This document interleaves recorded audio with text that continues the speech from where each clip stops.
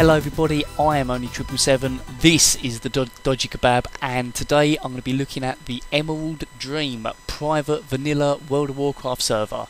It's going to be pretty much a review of the server itself and the whole vanilla experience with Emerald Dream powering it, why you might want to do that. So the first part of the video I want to touch on is, first of all, classic World of Warcraft, vanilla Warcraft. Why might you want to join the Emerald Dream server for this experience? Well, first of all, it is classic World of Warcraft. It has got the old school community spirit which you used to have before things like random dungeon finder and looking for raid totally killed community spirit, where people, especially once they introduced it cross-realm, which totally killed it. Because for me, it was getting to know people that were on your server. You'd get to know the same sorts of people who were regular players, and you'd start to form friendships and bonds with people. You don't get none of that when looking for raid, especially cross-realm. That's a total killer of that. Also, with classic World of Warcraft, you've got proper PvP for people that like PvP. I don't like PvP. PvP is bum for me, but you might like PvP. And classic World of Warcraft vanilla PvP has Honor Decay, which I think is an awful idea, but some people love it. So Honor Decay is obviously, if you don't do it for a while, your honour starts to drop down, down and down. So you've got to keep PvPing, you've got to keep your honour up. Another good point about vanilla World of Warcraft is you actually have to explore the game. You don't get a mount until level 40, then that's a slow mount. You don't get the fast mount until level 60, then you really got to earn it, trust me. And you actually get to walk around this great world that's out there and have to explore and go do stuff. The quests are better, I think, although it's more sort of more grinding. Go here, kill 8 of that man, go over there, kill those monsters until you've got 7, whatever it is, and then come back. There's more, you'll have to go there, it's more an adventure, there's more behind it.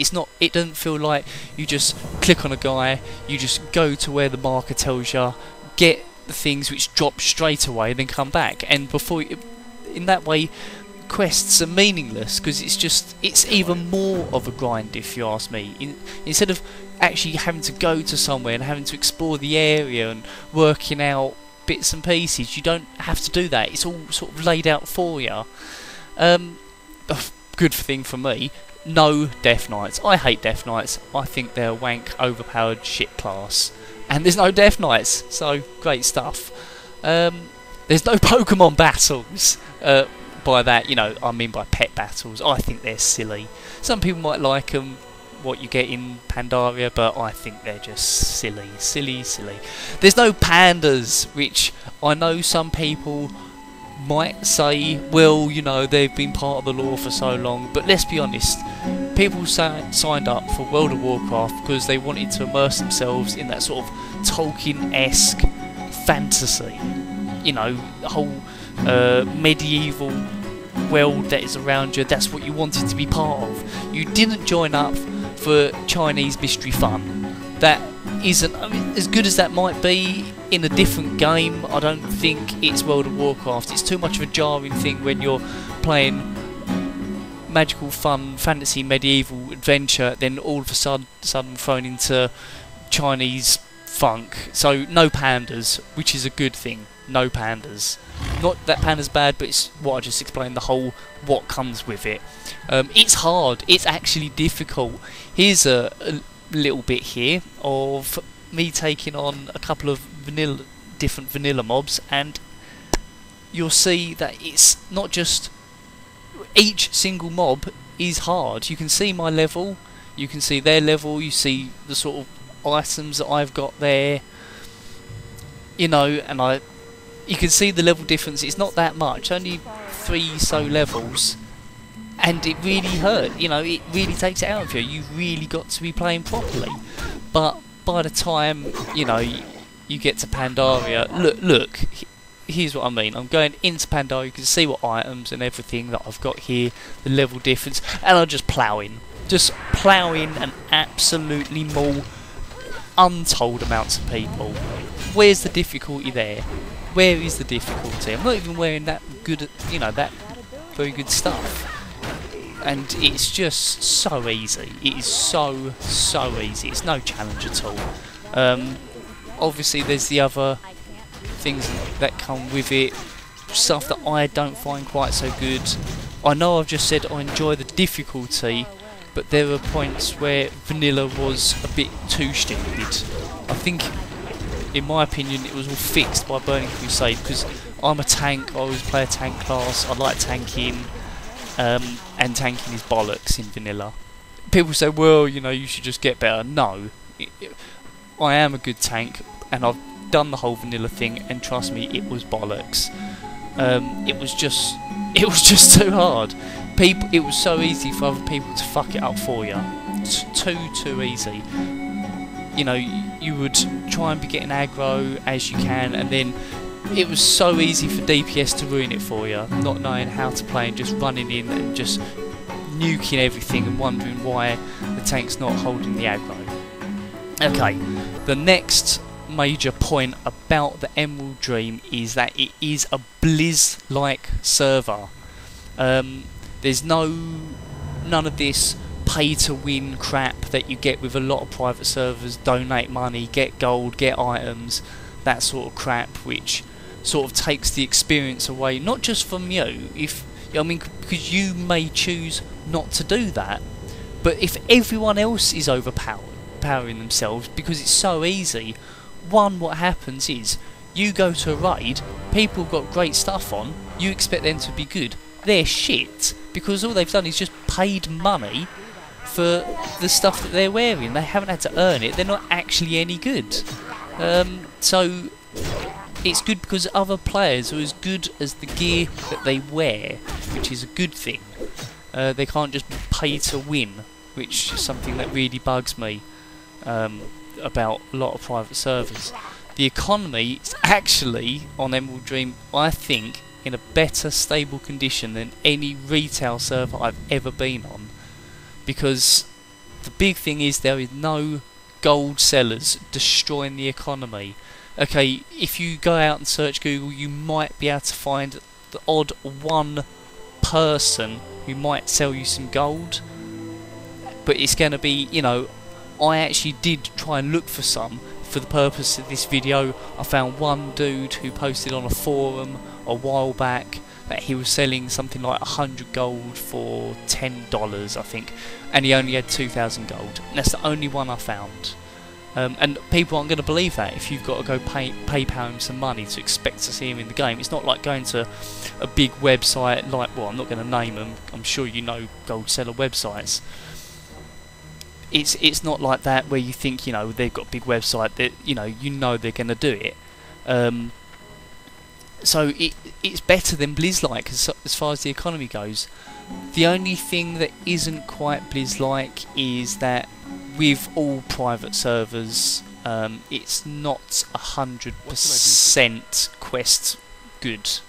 Some quests are bugged. There are some buggy things. Not much, I'll give them that, and they have fixed quite a few things. I used to have a big problem with fishing on Feenix servers. It looks like they've at least started to address that, which seems good. But so far it's quite good actually. Emerald Dream it is an appealing server if this is what you're looking for. Personally, I'm waiting for CoreCraft. For me, that is going to be the one. And CoreCraft, what they're doing is they're really taking their time over getting their server done. It looks like a lot of care has gone into it. People have been talking about it for ages. I heard about CoreCraft a long time back. They're not letting anyone on yet. You know, there is a beta, but it's not everyone can go on and just start playing it. They're not letting the public play it until it's ready, and they've been getting it ready for ages. So it's a lot of care going into it, and that's good. And it's going to be the same as what the Emerald Dream is. You know, there's There's no pay to win, no vote points, no donate points, nothing like that. You just play how it was intended to play, so you'll get the whole thing with no gold sellers hopefully and all that sort of stuff. So they're not releasing it until it's ready. The thing I really like about CoreCraft is that they're doing a Burning Crusade version actually, because for me Burning Crusade is the pinnacle of Warcraft. That was the best art style, the best gameplay style. It was the little niggling things from vanilla, like I said earlier, like the tanking, which just you could get pissed over by just crap DPS. It was balanced so well in Burning Crusade, between still being, you still had to know your job, had to do it properly, but it couldn't be so easily broken. So that I'm really looking forward to. But back to Feenix, Feenix is here, Feenix is now. Emerald Dream is obviously made by the Feenix team, and Feenix have been going a long time. They know what they're doing. They've competent staff. Some people have problems with their GMs. I've personally had a little bit of a problem with some of their forum staff in the past who've treated me pretty badly, I've got to say. But then again, there's also a couple of members of their staff which treat me pretty well, I've got to say, and they've been quite nice to me. So it's, you can't tar everyone who works there the same brush, but I know a lot of people do complain about some of their people. But then again, how often do you see people praising the good members? Not often. People always go mental once they've had a bad experience. That's just nature of the beast, isn't it? But for me, I've had good and bad with them. But so, like I say, they've got the backing, they've got the servers. You will get a solid game out of the Feenix team, which is good. They're well known for vanilla, which is also good for Emerald Dream, because I started on day one and it was a little bit empty, as word was starting to get round. Now it's packed. It's absolutely packed. Sometimes there's queues to get on, which is a good thing because it means there's a large population.